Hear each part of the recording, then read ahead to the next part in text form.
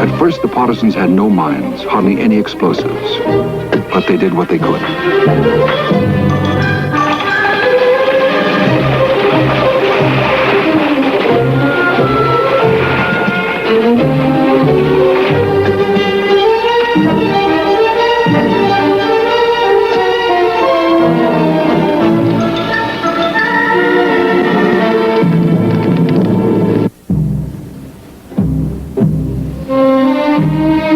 Many partisan commanders were called Batka, father.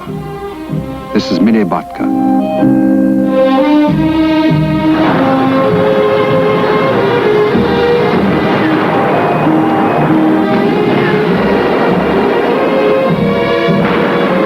Minai Batka's real name was Shmirov. The Germans had burned his home. They shot his children as hostages. His daughter Liza, his sons, Seryosha and Duna, and the 2-year-old Misha.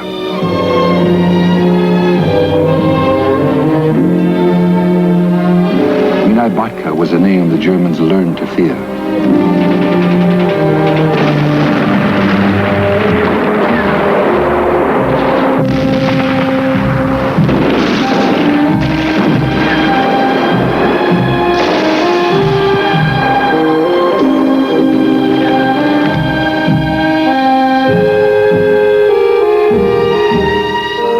Families joined the partisans en masse. These are the Ignatovs. Father commands. Mother Yelena is the head nurse.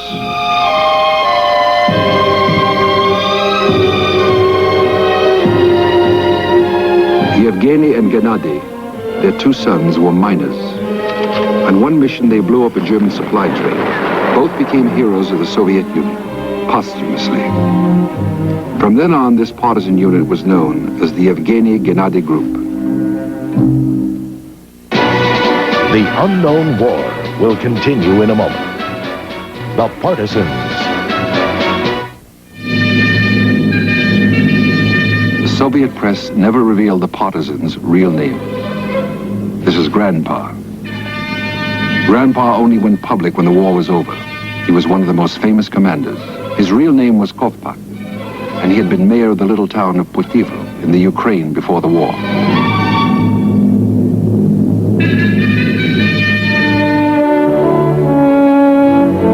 Smaller partisan groups came together to exchange information and coordinate plans. Steadily, their movement grew in size, power, and effectiveness. The forests were their preserve. The Germans dared not enter, except in great force.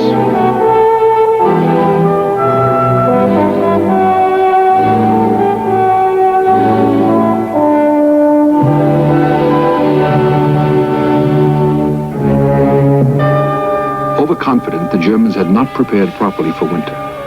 Even less had they expected such savage, hidden enemies behind their lines.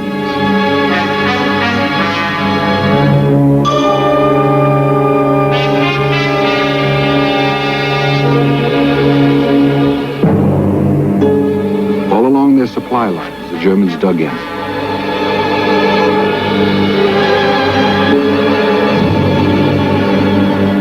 No Nazi was safe.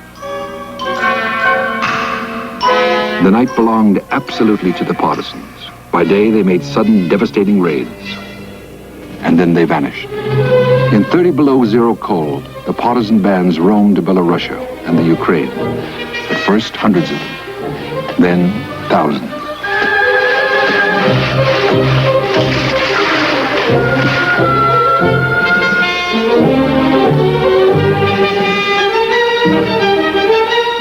As the war went on, the partisans were more and more able to work directly with units of the Red Army. They went out on reconnaissance patrols.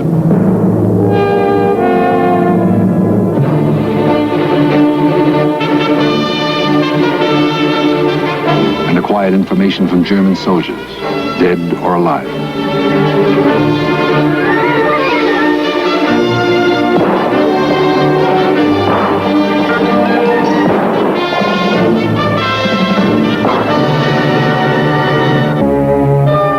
Lighter moments in the partisan war. It isn't easy to fire a captured gun when the breech blocks have been removed.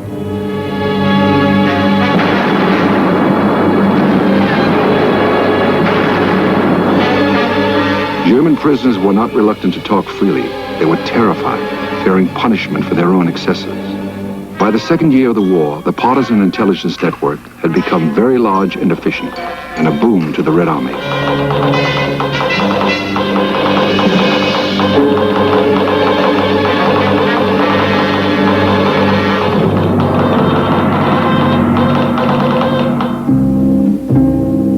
No one will ever know how many partisans were killed.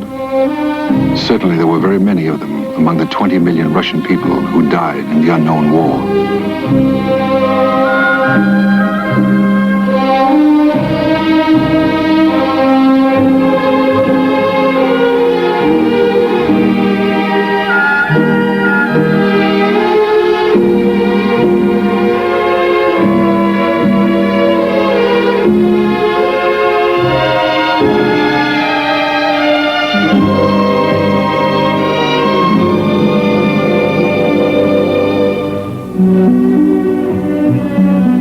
Combat photographers with the partisans, two of them women, Otilia Reitzman and Maria Sukhova. Maria was killed during a partisan attack. This is Maria's last film.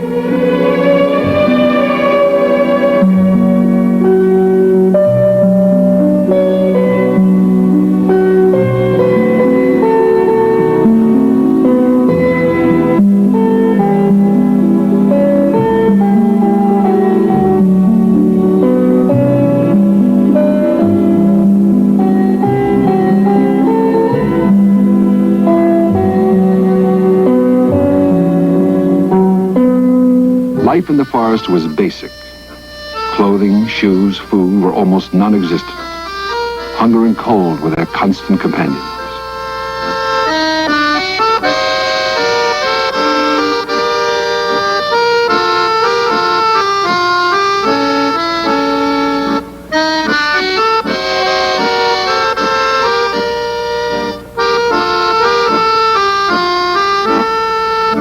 In better times, many of them had been city dwellers. In the wilderness, cut off from all the convenience they had known, they had to learn a wholly new life. A life without ease.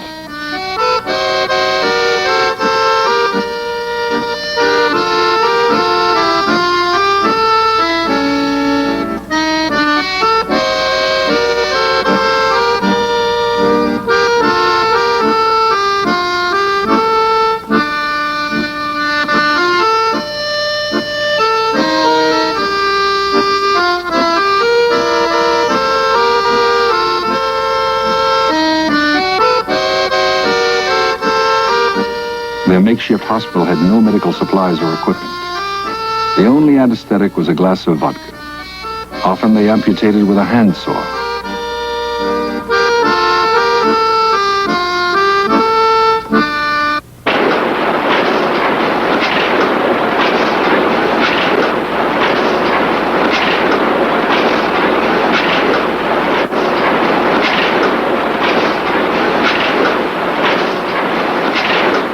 News was life. The partisan presses printed newspapers and leaflets for the people of the occupied territories.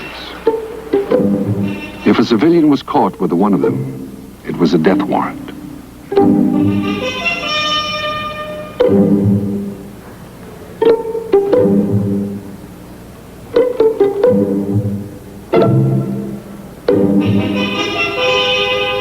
Outside, the tide was turning. Stalingrad, the first great Soviet victory. An entire German army destroyed.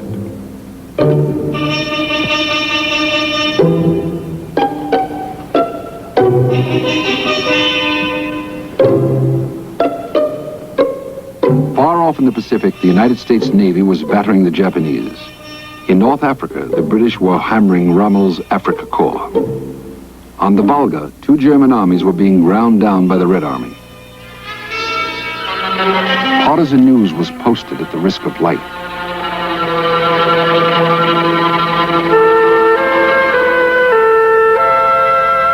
This woman carries the lethal news hidden in the long distaff she uses for spinning wool into yarn. The word passed secretly from house to house.